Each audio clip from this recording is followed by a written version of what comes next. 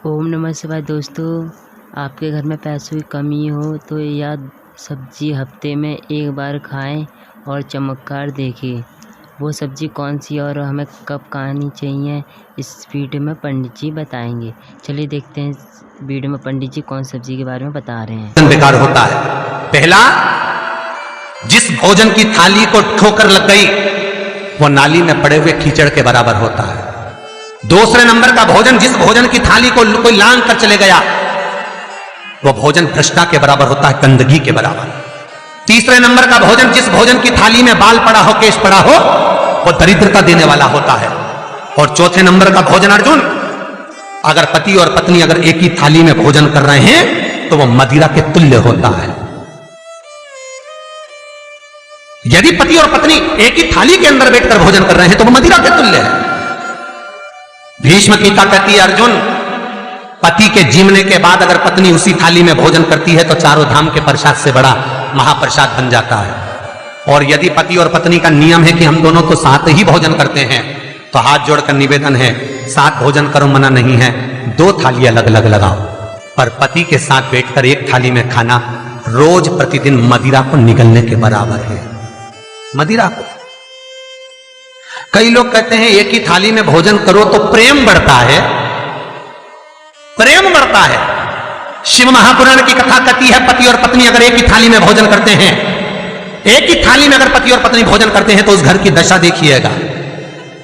उस घर के बच्चे कभी भी विद्या में उत्तम नहीं निकल सकते। उस घर के बच्चे कभी भी सत्मार्गी नहीं निकल सकते, मार्ग से विचलित ही निकलेंगे, क्योंकि मदिरा के नशे में पैदा हुए हैं। तो सुन अर्जुन,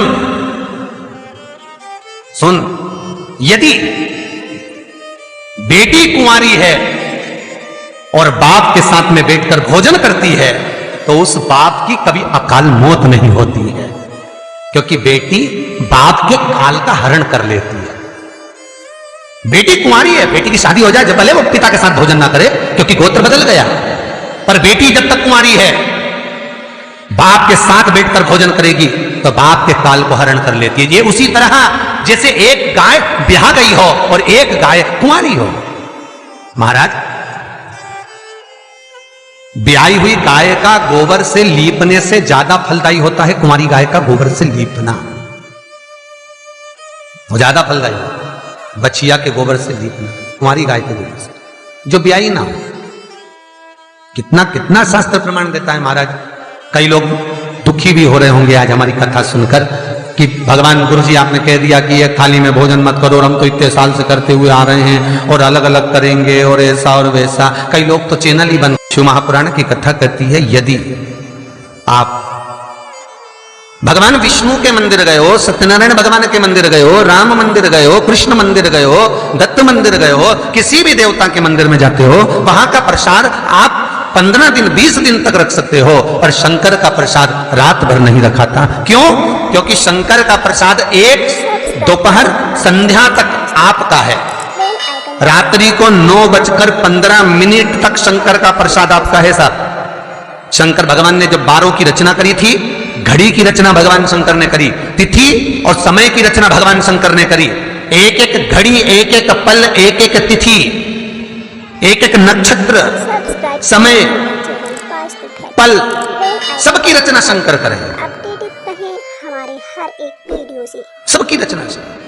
इसीलिए तो शास्त्र कहता है ना, लिंग पुराण वर्णन करती है, नर्मदा पुराण कहती है, शिव महापुराण की कथा कहती है, जब व्यक्ति को कोई भारी रोग हो जाता है, कोई कैंसर जैसी बीमारी हो गई, कोई किडनी ही खराब हो गई, कोई लीवर ही बेकार हो गया, कोई बड़ी बीमारी हो गई, तो आप किसी ब्राह्मण से पूछेंगे कि पंडित जी हमको शंकर भगवान का अभिषेक करवाना है, कौन सा टाइम करवाना चाहिए, तो उसका भी समय शिव महापुराण निश्चित करती है, उसका भी समय हमारे लिंग पुराण निश्चित करती है, उसका भी समय नर्मदा पुराण निश्चित करती है। तो कौमार खंड के अंदर शिव महापुराण के वर्णन करा गया कि 9:15 रात्रि को कोई बीमार व्यक्ति का यदि उसके हाथ से अभिषेक प्रारंभ कराया जाए, या उसके ही कुल का, उसके ही गोत्र का व्यक्ति शंकर का अभिषेक करता है और शंकर के नाम का स्मरण करता है, तो वो अभिषेक तो करे, साथ में जो मनोरथी है, यजमान है, वो महामृत्युंजय मंत्र का जाप करे। तो कहते हैं रोग समाप्ति की ओर आना प्रारंभ हो जाता है। रोग समाप्ति की ओर आना, रोग समाप्ति की ओर पहुंचना। भगवान शंकर की पावन कथा कहती है, एक कलश के अंदर महाराज दूध ले लीजिए, उसमें काली तिल्ली डाल लीजिए, थोड़ा सा आंवला, सूखा आंवला बाजार में मिलता है, उसको डाल दीजिए। बाजार में अगर गीला बीला मिल जाए, बीला का फल, बेलपत्री में जो फल लगते हैं, बीला का गुर्दा, बीले के अंदर का भाग, अगर बीला नहीं मिले तो बाजार में सूखा बीला मिलता है, उसको पानी में गला लो, गला कर उसको पीस लो, पीस कर उसका उपटन बना लो, पीस के उसको एक कटोरी में ले लो। उस उपटन को, जल के पात्र को, जो व्यक्ति घर में बीमार रहता हो या जिसको बुखार ज्यादा चढ़ रहा हो, उतर नहीं रहा हो, निमोनिया जैसी बीमारी हो, बड़ी से बड़ी बीमारी भी अगर आपको घेरी हुई है, तो आप अपने हृदय चित्त से स्पर्श कराकर, कोई पलंग पर पड़ा हो तो उसका हाथ का स्पर्श करा लो, जो स्वस्थ है उसके ऊपर से उतार कर भगवान शंकर को ले जाकर वो बीले का उपटन शिवलिंग पर लगा दे, और जो जल है वो शंकर जी को समर्पित करें। कौन सा मंत्र बोलना है, उस मंत्र का स्मरण आप सब प्रेम से करें। ओम, और वो मंत्र है ओम जूं सह। आप स्क्रीन पर देख सकते हैं, मंत्र हमने लिख दिया है ताकि आपको आसानी हो बोलने में भी।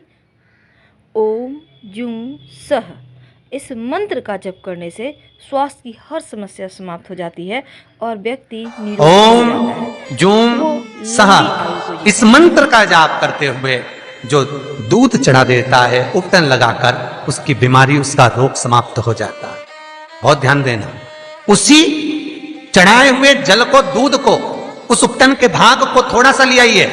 जिस बच्चे को निमोनिया की बीमारी है, जिसका बुखार नहीं उतर रहा हो, उसके मस्तक पर लेपन कर दीजिए, हृदय चित्त पर लगा दीजिए महाराज। उसके बाद में उस बच्चे को वस्त्र से, गीले वस्त्र से पोंछ दीजिए, उस वस्त्र को झटकार दीजिए, बच्चे का बुखार 10 मिनट के अंदर उतर जाएगा। ये कभी भी कर सकते हो, ऐसा कोई दिन निश्चित नहीं है, कोई तिथि निश्चित नहीं है। जब बुखार आए, जब स्वास्थ्य ज्यादा गड़बड़ हो जाए, तब करिए। मंत्र का जाप करते हुए ओम हूम ओम जूम सह, इस मंत्र का बस स्मरण करना है। ओम जूम सह मंत्र का स्मरण करिए और शिव की आराधना करिए। ये वो औषधि है जो सती माता ने भगवान शंकर से विवाह के प्रथम में प्राप्त करी है। यदि कहीं से 5 मुखी रुद्राक्ष मिल जाए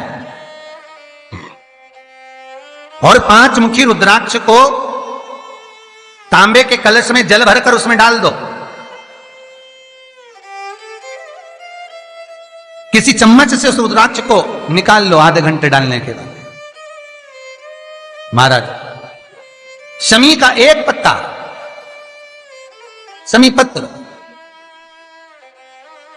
और शमी का एक पत्ता ले जाकर, शमी पत्र को ले जाकर शिवलिंग पर रखकर 5 मुखी रुद्राक्ष का जल अपनी कामना कर कर, अपनी मन की कामना कर कर, सोमवार के दिन जो व्यक्ति समर्पित कर देता है, उसकी मनोकामना भोलेनाथ 3 महीने में पूरी कर देते हैं। शमी पत्र समर्पित कर कर 5 मुखी रुद्राक्ष का जल,